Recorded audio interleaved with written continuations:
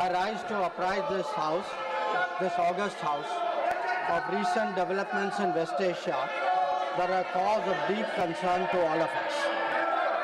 Nothing will go on record except the minister's statement. As honorable members are aware, this round of conflict started on 28 February 2026. It has witnessed not only fighting between Israel and the United States on one side and Iran on the other, but also attacks on a number of Gulf states. There have been numerous casualties, including at the leadership level in Iran, as well Nothing will go on record except the minister's statement. as well as destruction of infrastructure in the region. At the very outset, government had issued a statement on 28 February expressing its deep concern and urging all sides to exercise restraint, avoid escalation, and prioritize the safety of civilians. We believe, and we continue to believe, that dialogue and diplomacy should be pursued to de-escalate tensions and address underlying issues. Sir, it is also imperative that the sovereignty and territorial integrity of all states in the region be respected. Given the gravity of the situation, the Cabinet Committee of Security, CCS, met on 1 March under the chairmanship of the Honorable Prime Minister. It was briefed on the airstrikes in Iran and the subsequent attacks in several Gulf countries. The CCS was concerned over the safety and security of the Indian community in the region. It also focused on the implications for regional security and for economic and commercial activities. The committee was apprised of difficulties faced by Indian travelers transiting the region and by students appearing for scheduled examinations in these countries. It directed all concerned ministries and departments to take appropriate measures to respond to these problems.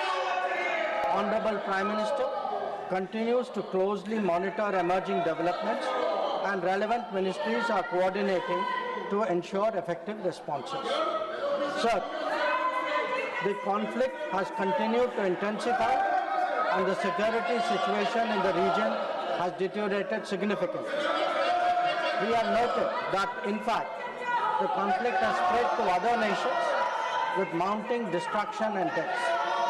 Normal life and economic activities in the entire region are visibly affected and in some cases have come to a halt. We therefore reiterated our call on 3 March for dialogue and diplomacy and spoke up for an early end to the conflict. I am confident, Chairman Sir, that the House joins me in expressing our sorrow at the loss of lives. Honorable Chairman Sir, while any development that negatively impacts peace and security in the world is deeply troubling, this ongoing conflict is an issue of particular concern for India. We are a neighboring region and understandably have obvious stakes that West Asia remains stable and peaceful. There are almost 1 crore Indian citizens who live and work in the Gulf nations. In Iran too, there are a few thousand Indians who are there for study or for employment. The region is key to our energy security and includes many important suppliers of oil and gas. Chairman Sir, the Gulf is also a major trade partner, accounting for almost $200 billion annually. The House is also aware that in the last decade, there has been significant investment from the region into the Indian economy. Therefore, serious supply chain disruptions and climate of instability that we perceive are serious issues. Furthermore, these include attacks on merchant shipping where Indian nationals often constitute a large proportion of the crews. We have sadly already lost 2 Indian mariners and 1 remains missing in such incidents. I know that the House joins me in condoling their deaths. Honorable Chairman Sir, government has been assessing the situation in West Asia continuously since the 12-day war in June 2025. We noted the indications of growing tension and cautioned the Indian community in Iran accordingly. On 5 January 2026, Indian nationals were advised by the Ministry of External Affairs to avoid non-essential travel to Iran. Those already resident there were urged to register with the embassy, exercise due caution, and monitor the embassy website and social media handles. A second advisory was issued on 14 January, reiterating this advice to avoid travel in even stronger terms. The Directorate General of Shipping, Mumbai, in parallel, issued its own advisory on 14 January for Indian seafarers, asking them to follow embassy advisories and avoid unnecessary movement ashore. Recruitment and shipping companies were asked not to deploy or send Indian seafarers to Iran. Sir, reflecting our assessment of the evolving situation, the Indian Embassy in Tehran issued another advisory on 14 February urging Indian nationals, including students, pilgrims, business persons and tourists, to leave Iran by all available means of transport, including commercial flights.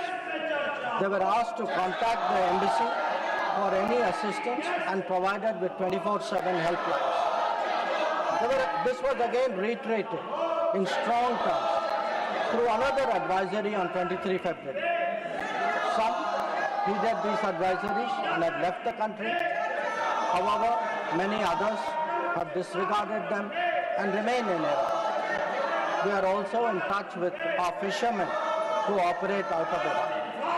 This was the situation till 28 February 2020. Once the conflict commenced, the Indian Embassy has facilitated the relocation of several Indian students in Tehran to places outside Tehran. An advisory update with emergency contact helplines was issued on 3 March. Similarly, facilitation was extended to pilgrims for their internal movement. Indian nationals who were in Iran for business reasons were assisted to cross over to Armenia and return home. The embassy in Tehran remains fully operational, in fact, on the highest alert. They are totally committed to supporting the Indian community in this difficult moment and in assisting Indian nationals who may wish to cross international borders. Where seafarers are concerned, the Directorate General of Shipping, through an order of 2nd March, has constituted a quick response team for immediate response, coordination and support functions. This too will function on a 24/7 basis. Honorable Chairman, sir, I would like to inform the House through you that every Indian embassy in the region has similarly issued advisories. The embassy in Israel did so on 28 February and 1 March, UAE on 28 February and 5 March, Bahrain on 28 February, Qatar on 28 February, Kuwait on 28 February and 5th March, and Saudi Arabia on 28 February and 8th March, Oman on 28 February, Iraq on 28 February and 5th March. MEA has set up a dedicated special control room to monitor the situation and respond to queries from those. I will come back to let him complete his statement. Let him complete his statement. You are not allowing him to make the statement. That is not correct. Galgalji, that is not correct. I allowed you to speak. Let him complete the statement. I will come back to you. Let him complete the statement. Please. The MEA's latest update on this was issued on 7th of March. Honorable Chairman, sir, our diplomats have also worked hard to assist stranded transit passengers in hubs like Dubai, Doha and Abu Dhabi. They have facilitated international border crossings for Indian nationals, including from UAE to Oman and from Qatar, Kuwait and Bahrain to Saudi Arabia. Wherever there has been a partial opening of airspace, we have approved and undertaken commercial flights including non-scheduled flights, to enable the return of Indian passengers. Our estimate is that as of yesterday, almost 67,000 of our nationals have done so. Sir, I also saw, today I was informed of a information put out by the Ministry of Civil Aviation, and this tells us of the efforts government is making. Yesterday there were 15 inbound flights operated by Indian carriers which arrived in India, on the 7th. On the 8th, there were 49 flights, on the 9th, there are 50 flights. So I want to assure the House that every effort is being made, that those who are stuck in the region, those who are transit passengers who are there, those who need to come back urgently from this region, we are making every effort for them to do so. Chairman, sir, throughout this period, government maintained close contact with relevant countries. Honorable Prime Minister himself has spoken to the President of UAE, the Amir of Qatar, the Crown Prince of Saudi Arabia, the Crown Prince of Kuwait, the King of Bahrain, the Sultan of Oman, the King of Jordan, and the Prime Minister of Israel. In each case, we received assurances that the well-being of the Indian community would be a priority for the host government. I have similarly been in close touch with my counterparts in these countries.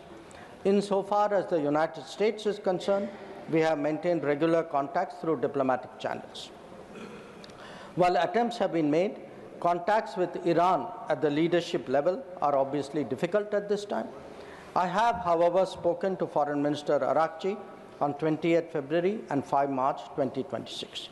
We will continue these high-level conversations in the coming days. Sir, the House will also be interested in the issue of an Iranian vessel that is currently docked in Kochi. The Iranian side had requested permission on 28 February for 3 ships in the region to dock at our ports. This was accorded on 1 March. IRIS Lavan actually docked on 4th March in Kochi. The crew is currently in Indian naval facilities. We believe that this was the right thing to do, and the Iranian foreign minister has expressed his country's thanks for this humane gesture. Honorable Chairman, sir, in view of the implications of this conflict for our energy security, I also seek to address that particular concern. Government remains committed to ensuring that fully, taking into account availability, costs, and risks of the energy markets. For us, the interests of the Indian consumer has and will always be the overriding priority. Where required, Indian diplomacy has supported the endeavors of our energy enterprises in this volatile situation.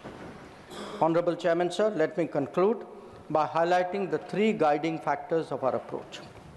1, India is in favor of peace and urges a return to dialogue and diplomacy.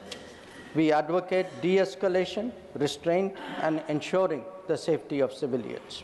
2, the well-being and security of the Indian community in the region is our priority. We will continue to work with the governments of the region towards that end. And 3, our national interest, including energy security and trade flows, will always be paramount. I'm confident, sir, that the government has the full support of this august House on this matter. I thank you. Now, Honorable Leader of the House.